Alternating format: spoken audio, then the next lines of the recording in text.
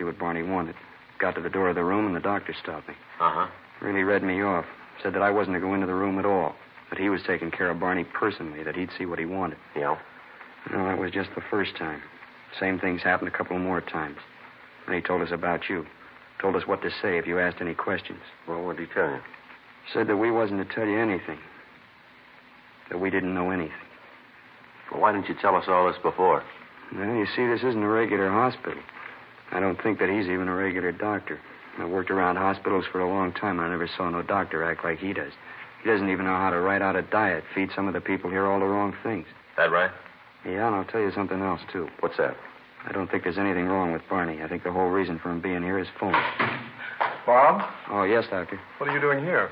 Came to see if these gentlemen needed anything. Oh. Mm-hmm. Well, I'll take care of it now. Will you check on Mr. Hardy, please? See if he's awake yet. Yeah, sure. Just a minute. What? I'd like you to stay here for a minute. I'm afraid we're going to have to see Mr. Hanson right now, Doctor. I'm afraid that's impossible. I told you before, I'm not going to have him disturbed. I'm afraid we're going to have to disturb him. Won't take very long. Jameson, where's his room? Oh, I'll show you. It's down this way. I'm going to speak to your superiors about this, coming into a hospital and disturbing patients. I'm sure the fact that you're officers doesn't give you the right to do this. This is his room. You want to open the door?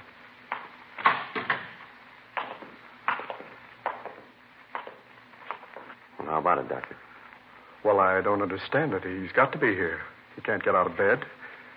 I'm sure there's some explanation for his disappearance. Yeah, maybe you can explain this, too. This stuff here in his bed. What is it, Joe? A gun and some money.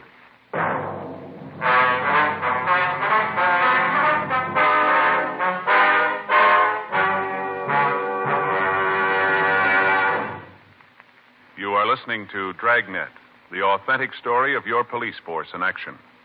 Chesterfield Regular, Chesterfield King Size. The first cigarette to give you premium quality either way you like 'em.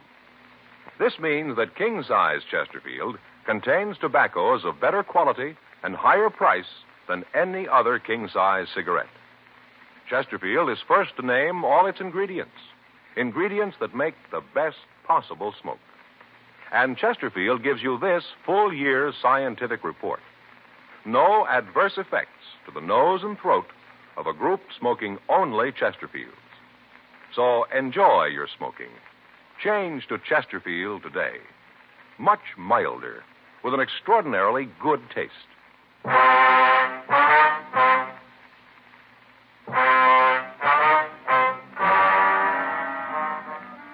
9:30 a.m. We called the office, and 2 more teams of men came out to help us search the place. Hanson was not on the grounds of the hospital. In his room, we found several floor plan drawings of markets that had been robbed. The drawings showed the location of the manager's office and of the safe. Along with the drawings, we found several maps with roads marked on them leading back to the hospital. A stakeout was placed on the rest home in the event that the suspect returned, and Frank and I drove the doctor back downtown. We talked to him for an hour before he finally told us the story. He said that Hanson had come to him and offered him money to say that he was ill and to give him a room. The doctor went on to say that after he got started, he tried to get out of the deal, but that Hanson said he'd get his family if the doctor said anything about his activities to the police. Dr. Corby gave us the name of Hanson's accomplice, Marty Peterson. He said that he didn't know where Peterson lived, but that he usually came out a couple of times a week to see Hanson. We notified the stakeout to be on the lookout for Peterson, and then we booked Dr. Corby at the main jail. We ran the name Marty Peterson through R&I, but we got no make. We sent the name to George Brereton up at CII in Sacramento, and also to Washington. The kickback gave Peterson a record of 2 arrests of robbery and 1 for ADW in the East. It also gave the name of a sister who lived in Los Angeles. We checked with her, and she was able to tell us where Peterson lived. Thursday, October 30th. Frank and I drove out to his apartment.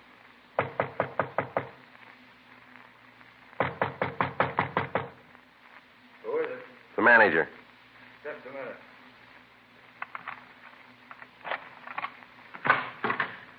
Yeah, what is it? You Marty Peterson? Yeah, what do you want? Police officers, you're under arrest. Come on.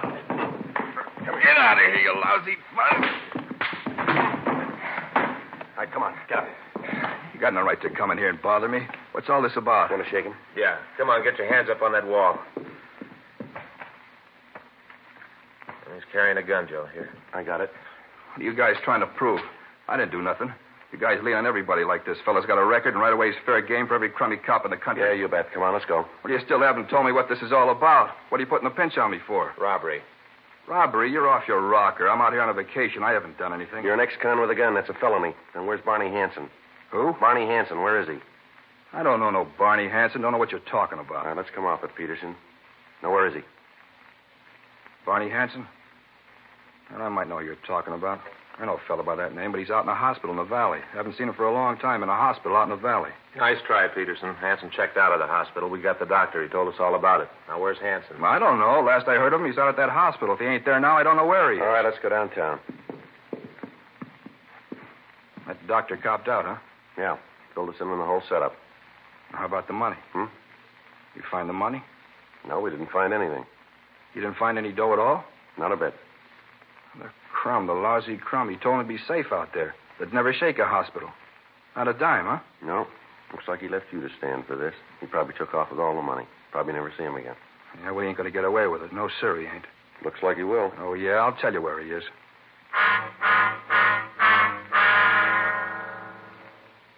We took Marty Hansen down to the city hall, and he was booked at the main jail. Before he was booked, he gave us the name and address of Hansen's girlfriend. Frank and I drove over and talked to her. She told us that she hadn't seen the suspect for several weeks. She said that she'd heard that Hansen had been running around with another girl. She also told us that she'd heard Hansen had bought a new car and was running around with a new bunch of friends. She said that she hadn't seen him since he got the new car, but that she'd heard it was a new Oldsmobile, and it was painted a fire engine red. We called the office and arranged for a stakeout on her apartment, and then we began to check out the Oldsmobile dealers in the Los Angeles area. 2 teams of men were assigned to help us in running down the list. It took us 2 days to talk to the dealers in town. Each of the dealers was shown a mugshot of Hansen. 2 days went by. Finally, we got an identification.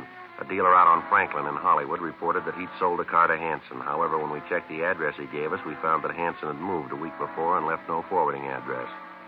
We got in touch with the Department of Motor Vehicles, and from them we got the address where they'd sent the pink slip. It was an apartment house out on Highland Avenue. Frank and I went out to check it out.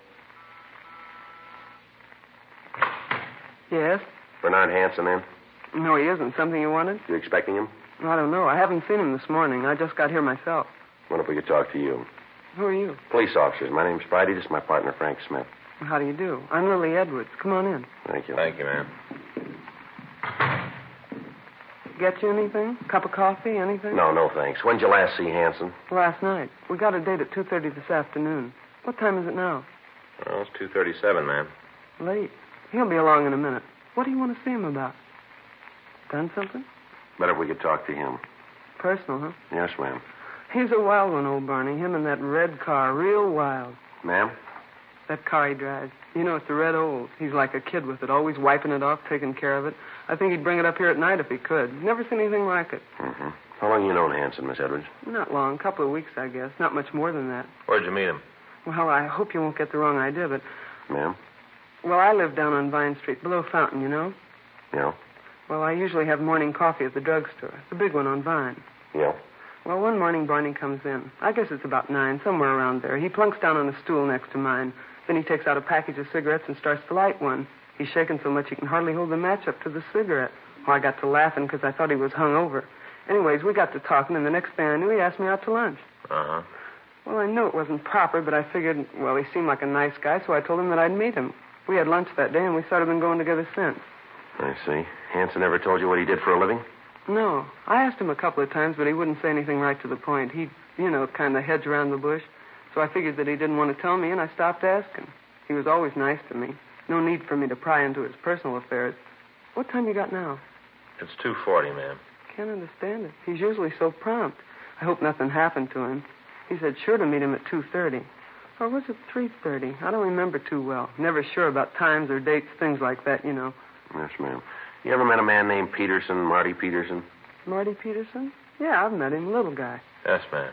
Yeah, he's a friend of Barney's. They're in some sort of business together. I don't know just what it is, but I know that they're associated in some way. Hansen's never said anything about this business to you, has he? No. Like I said, he's very close-mouthed about what he does. You ever mention a Dr. Corby to you? Corby? No, I don't think I've ever heard that name before. Would you know how long Hansen's lived here? No, I think he moved in just before I met him. I don't think he's been here very long. Say, what are all these questions about? I hope I haven't said anything to get Barney in trouble. He's such a nice guy. I sure wouldn't want to do that. No, ma'am, you haven't done that. Hi, Lily. Who are you? What are you doing here? Police officers, you're under arrest, Hanson. For what? Suspicion of robbery. I'll shake him, Joe. Now, wait a minute. What is this, a shakedown? What are you guys trying to prove? You got nothing on me. I fell once. I did my time. I owe you nothing. He's clean, Joe.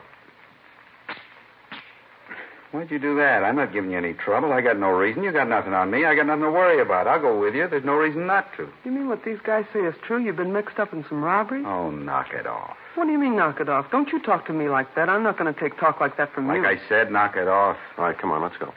You really figure you got me for a 211, huh? Yeah, we got the rest of them, too. Peterson and the doc? That's right. I suppose they talked, huh? Yep, they told us all about it. Sweet racket. Should have known it could only last so long. Should have figured that the longer I played against the house, the shorter my chances were. It is true, and you never told me. All this time, and you never told me you were a crook. Of all the rotten deals... Oh, shut up, will you? Always shooting off your big mouth. Listen, Barney Hanson, I told you before, don't you talk to me like that. I won't take it. You haven't got much choice now, have you, Lily? You know something, cop? What's that? It'd be kind of pleasure to get into a nice, quiet jail. Get away from this dumb broad. She's the dumbest broad in the entire United States and Canada. Real pretty, but boy, she's stupid. Now, I told you, Barney Hanson, I'm not going to have you talk to me like that. Kid's a real shrew. Young, and she's a real shrew. Let's go. Glad to get away from her. All right, Barney Hanson, that does it. I'm through with you. I've had it. It's going to be a long time before I even talk to you. A long time. Yeah, well, you're right about that. Let's go.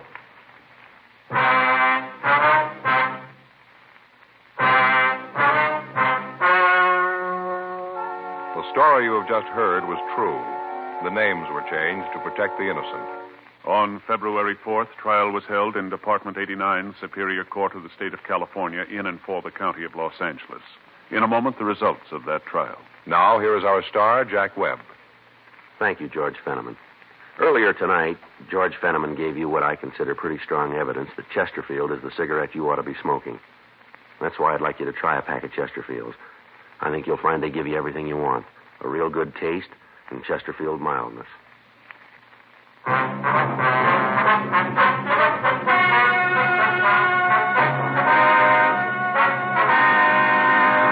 Bernard R. Hansen and Martin S. Peterson were tried and convicted of robbery in the first degree. They were filed on for 10 counts and received sentences as prescribed by law.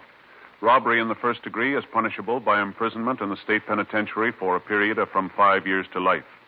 Dr. James Corby was allowed to plead guilty to a lesser charge and was sentenced to 1 year in the county jail and placed on probation for 10 years. One of the terms of his probation being that he is not permitted to operate a rest home.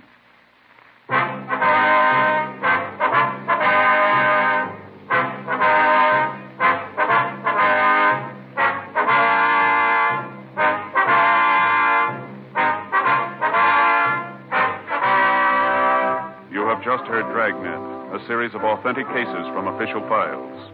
Technical advice comes from the Office of Chief of Police W.H. Parker, Los Angeles Police Department. Technical advisors, Captain Jack Donahoe, Sergeant Marty Wynn, Sergeant Vance Brasher. Heard tonight were Ben Alexander, Vic Rodman, Herb Ellis. Script by John Robinson. Music by Walter Schumann. Hal Gibney speaking. For a million laughs, tune in Chesterfield's Martin and Lewis show, Tuesday on this same NBC station. And sound off for Chesterfields. Either regular or king size, you'll find premium quality Chesterfields much milder. Chesterfield is best for you. Chesterfield has brought you Dragnet, transcribed from Los Angeles. Ladies and gentlemen, in the fight against an old enemy, polio, medical research has armed us with a powerful new weapon, gamma globulin. Used soon enough, it can prevent the paralyzing effects of polio. But first, you must furnish the raw material, blood. Doctors urgently need your donation of blood to make gamma globulin. So call the Red Cross. Please don't put it off. It's too important. Call the Red Cross tomorrow and make an appointment to give blood.